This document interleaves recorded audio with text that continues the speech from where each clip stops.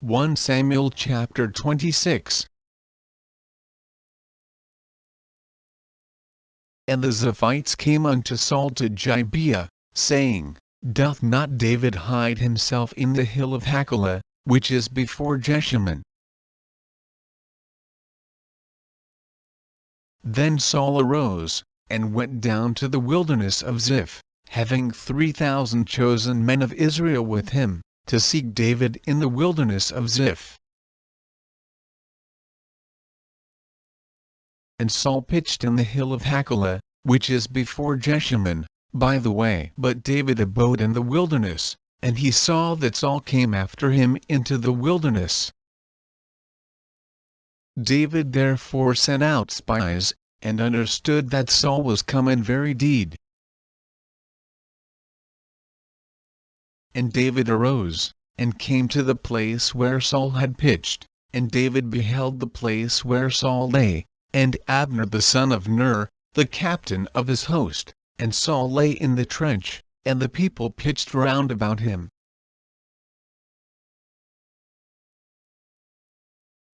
Then answered David and said to Ahimelech the Hittite, and to Abishai the son of Zeruiah, brother to Joab, saying, Who will go down with me to Saul to the camp? And Abishai said, I will go down with thee.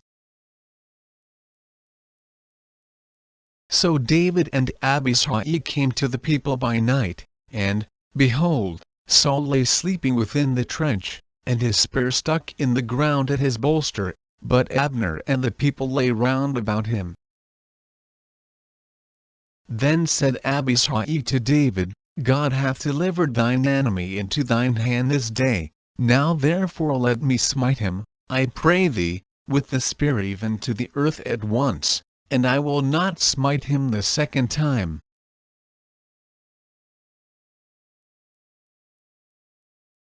And David said to Abishai, Destroy him not, for who can stretch forth his hand against the Lord's anointed, and be guiltless?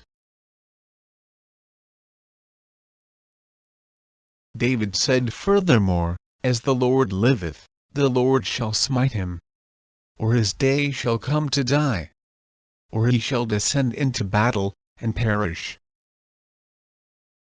The Lord forbid that I should stretch forth mine hand against the Lord's anointed, but, I pray thee, take thou now the spear that is at his bolster, and the cruse of water, and let us go. So David took the spear and the cruse of water from Saul's bolster. And they gat them away, and no man saw it, nor knew it, neither awaked, for they were all asleep. Because a deep sleep from the Lord was fallen upon them. Then David went over to the other side, and stood on the top of an hill afar off, a great space being between them. And David cried to the people, and to Abner the son of Ner, saying, Answerest thou not, Abner? Then Abner answered and said, Who art thou that criest to the king? And David said to Abner, Art not thou a valiant man? And who is like to thee in Israel? Wherefore then hast thou not kept thy lord the king? For there came one of the people in to destroy the king thy lord.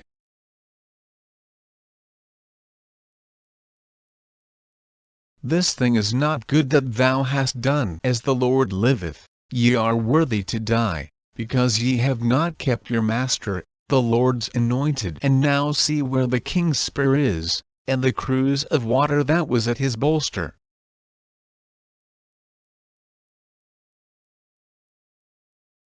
And Saul knew David's voice, and said, Is this thy voice, my son David? And David said, It is my voice, my lord, O king. And he said, Wherefore doth my lord thus pursue after his servant? For what have I done? Or what evil is in mine hand? Now therefore, I pray thee, let my lord the king hear the words of his servant. If the Lord have stirred thee up against me, let him accept an offering, but if they be the children of men, cursed be they before the Lord. For they have driven me out this day from abiding in the inheritance of the Lord, saying, Go, serve other gods. Now therefore, let not my blood fall to the earth before the face of the Lord, for the king of Israel is come out to seek a flea, as when one doth hunt a partridge in the mountains. Then said Saul, I have sinned, return, my son David, for I will no more do thee harm, because my soul was precious in thine eyes this day. Behold, I have played the fool, and have erred exceedingly.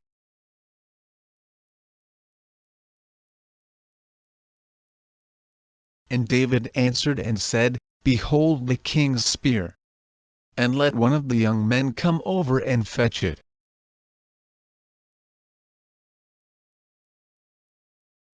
The Lord rendered to every man his righteousness and his faithfulness, for the Lord delivered thee into my hand today, but I would not stretch forth mine hand against the Lord's anointed. And, behold, as thy life was much set by this day in mine eyes, so let my life be much set by in the eyes of the Lord, and let him deliver me out of all tribulation.